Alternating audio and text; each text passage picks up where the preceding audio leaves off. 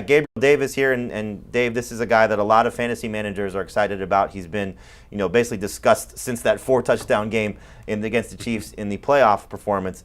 We're going to have another fight here, though, about Gabriel Davis because Heath doesn't put him in the breakout category. But sell us on Gabriel Davis first. Well, all he needs is a little bump in target share while also still seeing a lot of target opportunities from Josh Allen. And he's going to be not just a number 2 fantasy wide receiver. He could potentially be a top 15 guy. But he's not the only breakout receiver that I like in Buffalo, so that makes me a little nervous about Gabriel Davis. But I'm still okay taking him in that round 5-6 range in full PPR because of the hope that he has a huge year. And you look at it last year, when his playing time popped in week 14, he started to play at least 70% of the snaps in 6 straight games. That includes the playoffs. He had 45 targets in 6 games. He had 8 touchdowns. He had 449 yards. And even if you take away the 4-touchdown game, he still had 4 touchdowns in the other 5 games. I do think he's a little bit touchdown dependent, but he's good at it, and he's got a quarterback who can find him. That's evidence enough for me. Yeah, I think he needs a lot more than a little boost in targets. His career high is 63 at this point. And even in those games after week 14, he had 2 games out of 6 where he went over 43 receiving yards.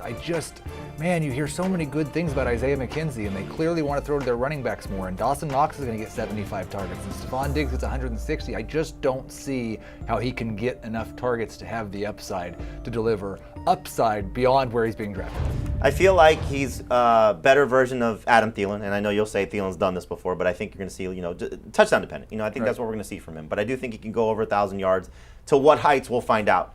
But I do think, as we've said on a previous show, if you're looking at a prop bet on who could lead the NFL in receiving touchdowns, this is a guy that's in the conversation, and it will be fun to see if his targets increase, his playing time certainly going to increase. You're hearing nothing but great things about him out of Buffalo. So I'm going to give the first fight, Burrow, to you, Heath. I'm going to give the Gabriel Davis fight to Dave over here. We got one more fight coming up. Let's talk about the Broncos receiving corps here. So, Dave, you got Jerry Jeudy as a breakout candidate. A lot of people will say Courtland Sutton is the breakout candidate. Can both these guys break out now that Russell Wilson's in Denver?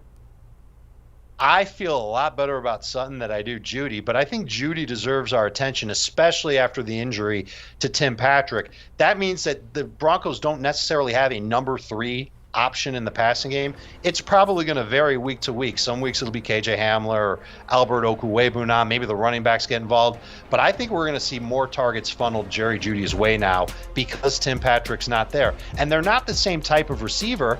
And I think that that's what makes it great for Jerry Jeudy, is because he's going to see more of those middle of the field targets and maybe even downfield targets from Russell Wilson. I'm definitely drafting Courtland Sutton first. There's no question about it.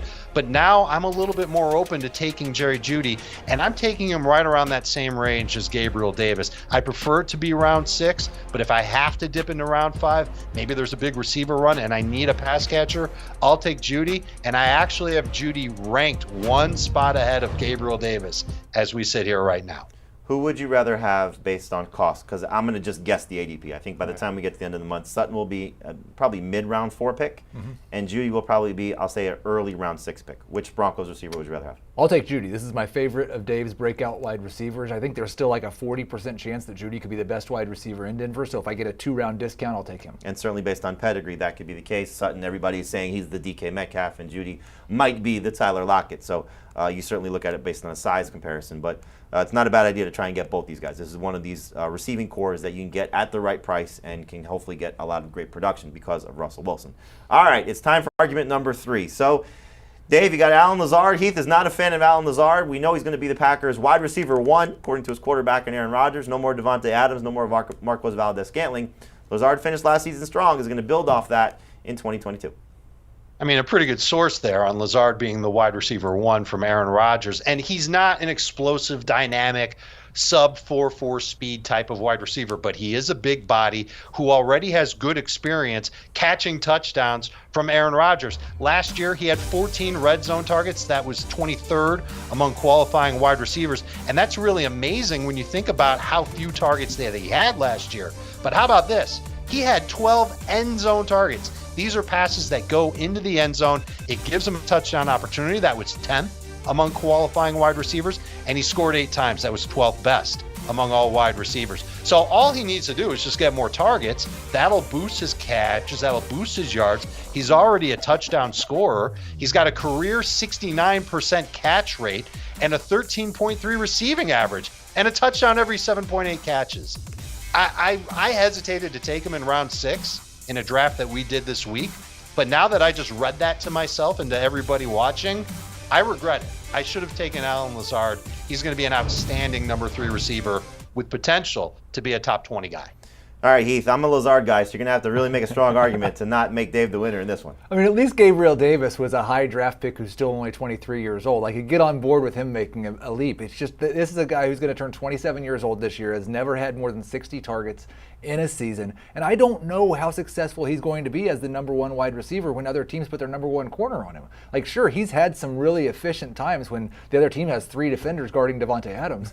I don't feel very confident in Allen Lazard's ability to beat number 1 corners on a regular basis. That is probably the strongest argument against him. Can he beat the single? Can he beat the double? That's the thing that we're going to have to find out. But he does have the 2-time MVP saying that he is the guy there. And so I think Allen Lazard has a good opportunity to take a huge step forward. Certainly falls in the breakout category. I'm going to side with Dave on this one. So Dave gets 2-1 in the breakout battle between Dave Richard and Heath Cummings.